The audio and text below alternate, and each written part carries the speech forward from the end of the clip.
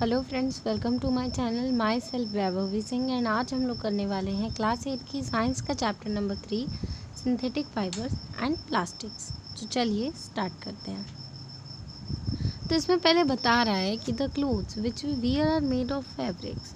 तो अब ये क्या बता रहा है कि जो कपड़े हम पहनते हैं वो किसके बने हुए होते हैं? फैब्रिक्स के। ठीक है। अब जो फैब्रिक्स होते हैं वो किससे बनते हैं? फैब्रिक्स जो होते हैं वो बनते हैं फाइबर्स से, और जो फाइबर्स होते हैं वो ऑब्टेन्ड होते हैं नेचुरल और आर्टिफिशियल सोर्सेज से। तो आप कुछ ऐसे कुछ नेचुरल फाइबर्स को नेम कर सकते हैं, आप कमेंट बॉक्स में कमेंट कर सकते हैं। ठीक है। फिर आगे बता रहा है कि fibres are also use for making large variety of household articles. अब इसमें बता रहा है कि जो फाइबर्स है ना वो बहुत सारी घर की चीज़ों को बनाने में इस्तेमाल की जाती हैं। आर्टिकल्स मतलब होता है घर की चीज़ें जो होती हैं ना उसको बनाने के लिए। अब यही बता रहा है कि जो फाइबर्स होते हैं उनको बहुत सारी वैरायटी में लिया जाता है घर की कई तरह की चीज़ें बनाने के लिए। ठीक। अब इसमें बोल रहा है कि आप कुछ ऐसे लिस्ट बनाइए, कुछ ऐसे कॉमन आर्टिकल्स मतलब कुछ ऐसे कॉमन सामान जो फाइबर्स के बनते हैं। आप अपने आसपास देखिए और आपको जो भी समझ में आता है आप बताइए कमेंट बॉक्स में कमेंट करके। Try to separate them into those made from natural fibers and those made from artificial fibers। तो आप फिर उसके बाद आप क्या करिए कि आप उनको सेपरेट कर दीजिए। मतलब कि अगर आपको कुछ ऐसा सामान दिखता है कि जो नेचुरल फाइबर से बना है तो आप उसको नेचुरल फाइबर की जगह पे लिखेंगे, और जो आपको लगता है कि आर्टिफिशियल फाइबर से बना है तो उन दोनों को अलग अलग करके आप लिख के ज़रूर बताइएगा। अब आपको बता रहा है कि ये पूछ रहा है कि आप कुछ फाइबर्स को आर्टिफिशियल फाइबर्स क्यों कहते हैं। जैसा कि हमने पहले की क्लासेस में पढ़ा था नेचुरल फाइबर्स के बारे में, जैसे कॉटन हो गया, वूल हो गया, सिल्क हो गया, ये सब कहाँ से ऑब्टेन्ड होते हैं? ये प्लांट से ऑब्टेन्ड हो जाएंगे, एनिमल से ऑब्टेन्ड हो जाएंगे। लेकिन जो सिंथेटिक फाइबर्स होता है उसको बनाते हैं ह्यूमन बींग्स। ठीक है। अब ये जो सिंथेटिक फाइबर्स होता है उसको इसीलिए हम इसको सिंथेटिक फाइबर या फिर मैन मेड फाइबर भी कहते हैं। क्यों कहते हैं? क्योंकि इन फाइबर्स को ह्यूमन बींग्स बनाते हैं। अब आगे बढ़ते हैं। तो आगे बता रहा है कि व्हाट आर सिंथेटिक फाइबर्स। तो अब सिंथेटिक फाइबर्स जो हैं वो होते क्या हैं? अब synthetic fibres try to recall the uniform pattern found in a necklace of beads joint with the help of thread.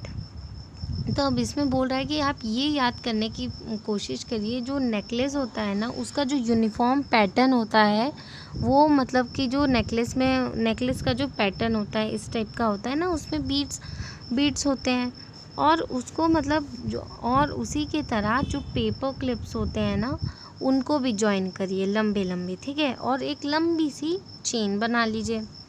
ठीक है। और आप देखिए कि दोनों में कोई सिमिलैरिटी है। दोनों में यही सिमिलैरिटी है कि दोनों एक चेन बना रहे हैं। ठीक है। छोटे छोटे यूनिट्स एक बड़ा यूनिट बना रहे हैं। अ synthetic fibre is also a chain of small units joint together. यही बता रहा है कि जो सिंथेटिक फाइबर होता है वो एक चेन होता है स्मॉल यूनिट्स को साथ में जोड़ने के लिए। और हर एक जो स्मॉल यूनिट होता है ना वो एक्चुअली में क्या होता है? केमिकल सब्सटेंस होता है। एक्चुअली में वो एक केमिकल सब्सटेंस ही होता है। Many such small units combine to form a large scale single unit called polymer. अब ये क्या बोल रहा है कि जो छोटे छोटे स्मॉल यूनिट्स होते हैं ना वो कंबाइन हो जाते हैं एक बड़ा सा यूनिट बनाने के लिए, जिसको हम क्या बोलते हैं? पॉलीमर बोलते हैं। उसको हम बोलते हैं पॉलीमर। किसको बोलते हैं पॉलीमर? जो ढेर सारे जो छोटे छोटे स्मॉल यूनिट्स होते हैं जो एक साथ कंबाइन होते हैं बड़ा सा सिंगल सा यूनिट बनाने के लिए उसको हम कहते हैं पॉलीमर। हाँ, तो अब आगे बता रहा है कि अब ये जो वर्ड होता है ना पॉलीमर, वो किससे आता है? वो जो वर्ड होता है वो वर्ड आता है ग्रीक वर्ड के, मतलब ग्रीक जो लैंग्वेज है उसके 2 वर्ड से आया है। पहला वर्ड है पॉली, ठीक है, जिसका जो मतलब है वो हो गया मैनी। पॉली का मतलब है मैनी, ठीक है।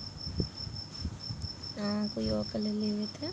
हाँ, तो अब इसमें बोल रहा है कि जो पहला वर्ड आता है जो पॉलीमर में से, पॉली जो होता है पहला जो ग्रीक वर्ड से आया है, पॉली मीन्स होता है मैनी मतलब बहुत सारा, और जो मर होता है, मर का मतलब होता है यूनिट या फिर पार्ट, मतलब कि बहुत सारा पार्ट या फिर यूनिट, ठीक है। अब आगे बता रहा है कि इसीलिए ये जो पॉलीमर होता है ना, वो बहुत सारे रिपीटिंग यूनिट्स का बना होता है, ठीक है, बार बार दोहराए हुए यूनिट्स का बना होता है पॉलीमर, ठीक है। अब इसमें बोल रहा है polymers also occur in nature.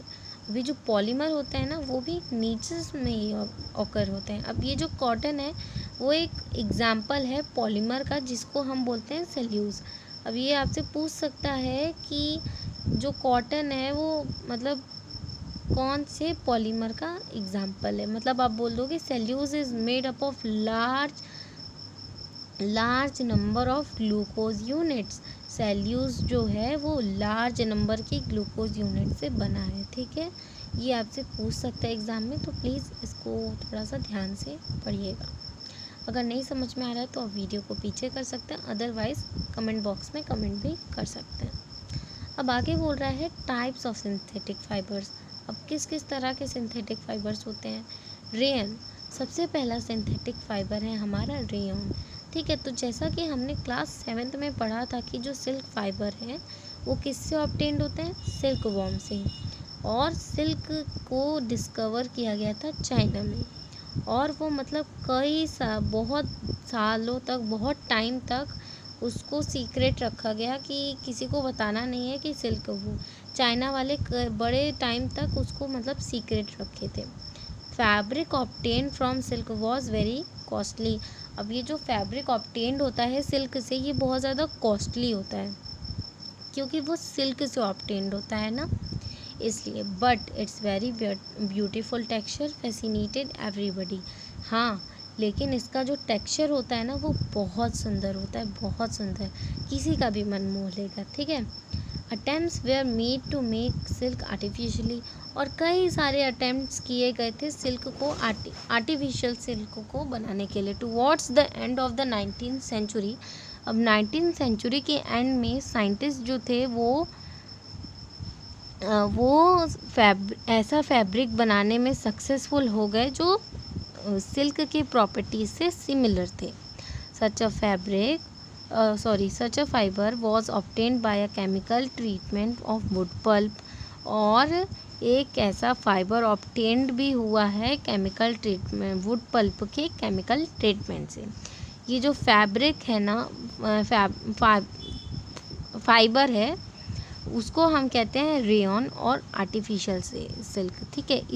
ये जो है अभी आपको बता रहा है कि कुछ ऐसा फाइबर है ये जो ऑब्टेन किया गया है वुड पल्प के केमिकल ट्रीटमेंट से, जिस फाइबर को हम कहते हैं रेयन और आर्टिफिशियल सिल्क भी कहते हैं। यूजुअली हम रेयन ही कहते हैं इसको, ठीक है। Although rayon is obtain from natural source wood pulp. अब ये जो रेयन है वो नेचुरल सोर्स से ही ऑब्टेन्ड होता है, वुड पल्प से, ठीक है। Yet it is manmade fibre, फिर भी ये मैनमेड फाइबर है क्योंकि इसको हम केमिकल ट्रीटमेंट से वुड पल्प का केमिकल ट्रीटमेंट किए तब वो जा कर के फाइबर बना, ठीक है। It is cheaper than silk and can be woven like silk fibres, ठीक है। ये जो है वो सस्ता भी है और सिल्क से सस्ता है, और ये मतलब वूव किया जा सकता है सिल्क फाइबर्स को, ठीक है।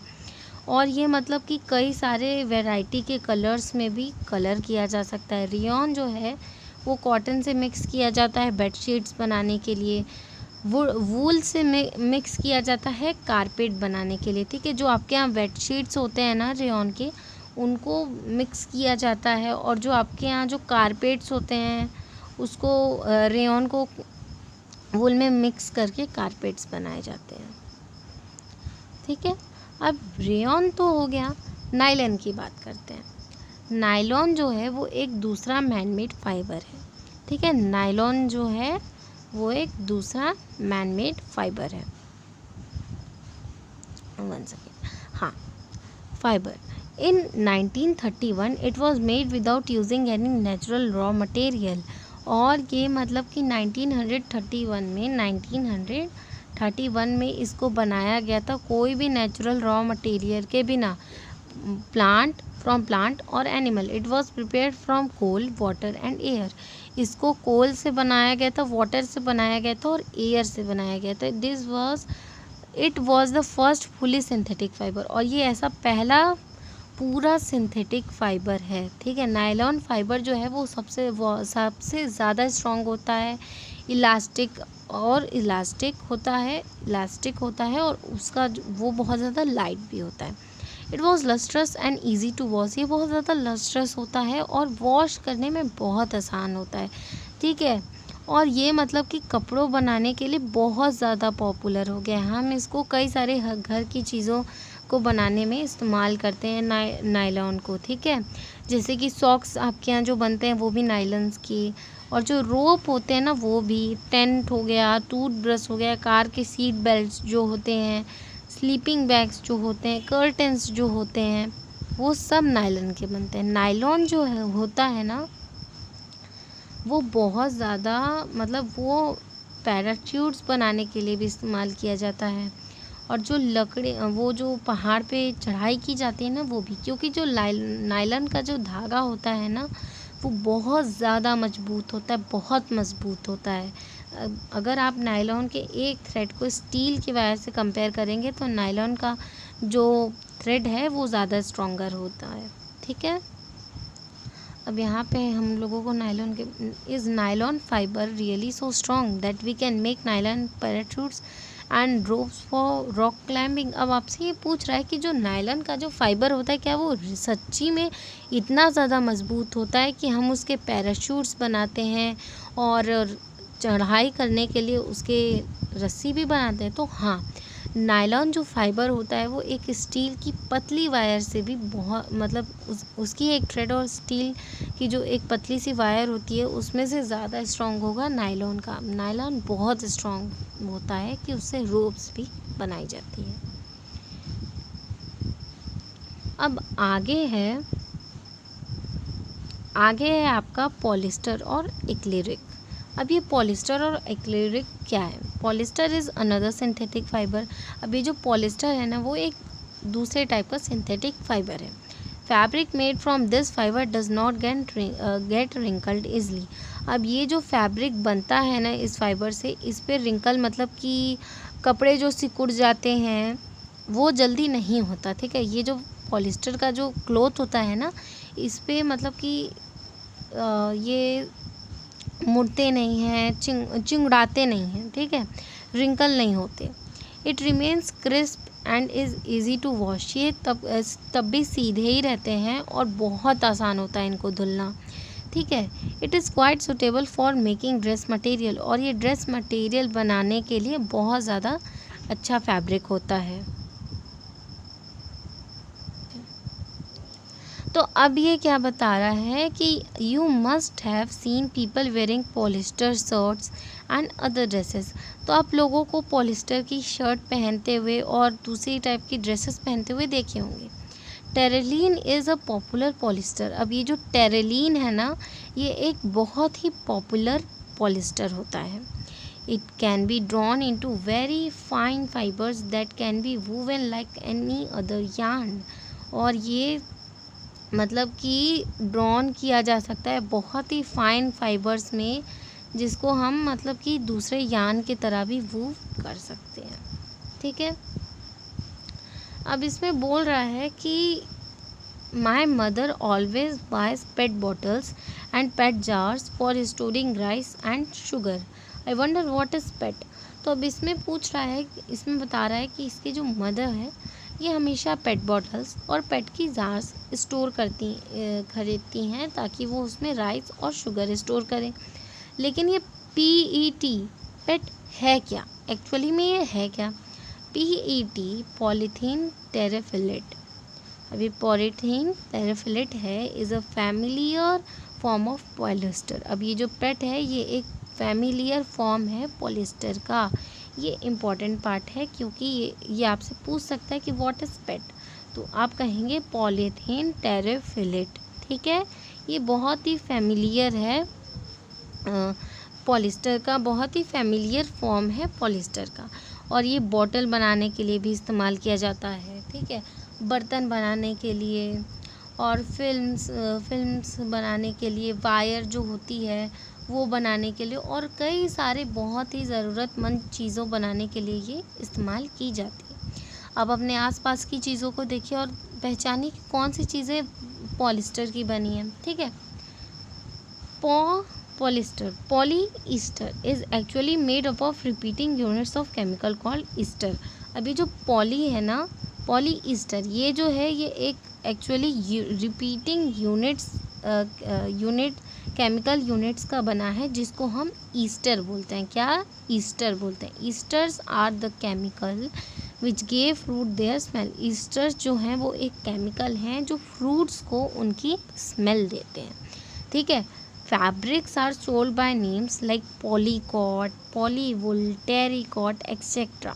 अभी जो फैब्रिक्स होते हैं ना, इनको नेम दिया जाता है, जैसे कि पॉलीकॉट हो गया, पॉलीवुल हो गया, टेरिकॉट हो गया। ठीक है, as the name suggest these are made by making two types of fibres. ठीक है, अब ये जो नेम सजेस्ट है पॉलीकॉट, पॉलीवुल, टेरिकॉट, अब ये दो चीज़ों के मिश्रण से बना है, मिक्सिंग से बना है। ठीक है, इनका जो नाम इनको सजेस्ट करता है। अब जैसे कि ये जो पॉलीकॉट है, ये इसमें जो पॉली हो गया पॉलिस्टर का और कॉट हो गया कॉटन का, तो ये हो गया मतलब पॉलिस्टर और cotton mix.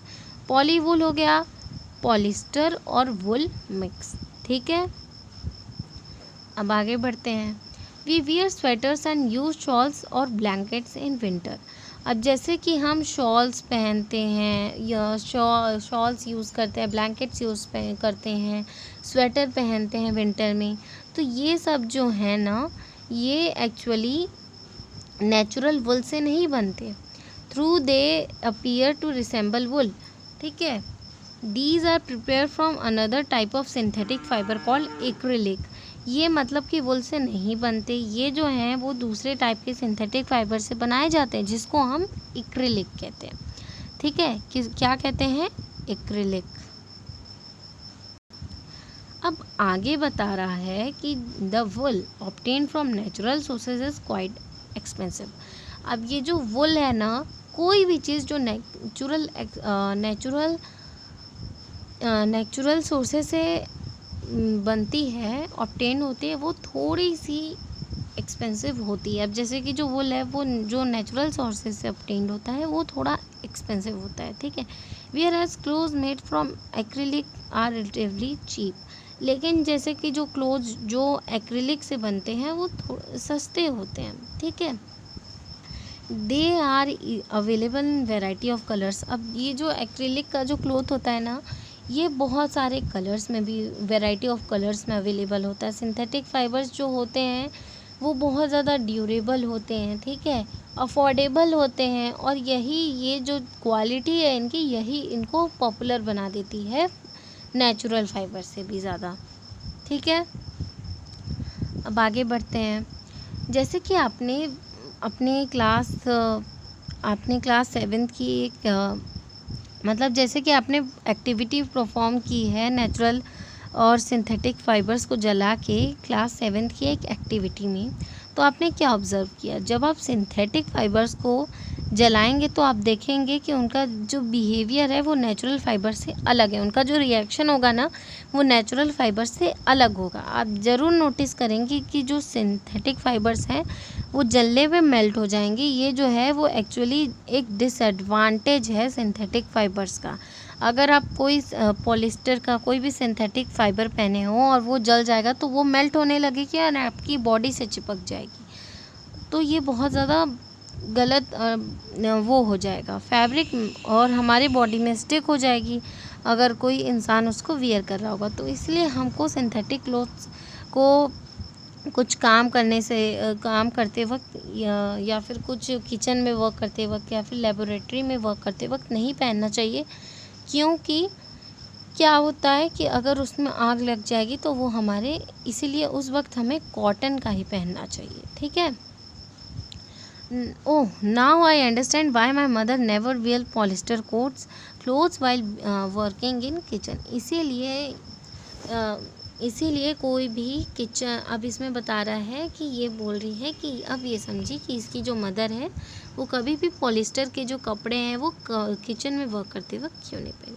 All synthetic fibers are prepared by a number of processes using raw materials of petroleum origin called petrochemicals. अब ये जो सिंथेटिक फाइबर्स होते हैं ना जितने भी, वो मतलब कि बहुत सारे प्रोसेस से बनाए जाते हैं, ठीक है, रॉ मटेरियल्स को यूज़ करके। अब ये जो वो भी किसके, पेट्रोलियम ओरिजिन के, जिसको हम कहते हैं पेट्रोकेमिकल्स। क्या कहते हैं, पेट्रोकेमिकल्स। अब ये जो कैरेक्टरिस्टिक्स है ना सिंथेटिक फाइबर्स की, ये हम नेक्स्ट पार्ट में देखेंगे। इस पार्ट में इतना ही। If you like this video, अगर आपको ये वीडियो अच्छा लगे, ठीक है, और सबसे बड़ी बात आपको हेल्पफुल लगे, आपको इस चैप्टर का ये पार्ट अगर आपको समझ में आ गया हो तो प्लीज़ वीडियो को लाइक कर दीजिए, मेरे चैनल को सब्सक्राइब कर दीजिए और अपने फ्रेंड्स के साथ भी शेयर करिए। मिलते हैं नेक्स्ट वीडियो में, तब तक के लिए टेक केयर एंड बाय।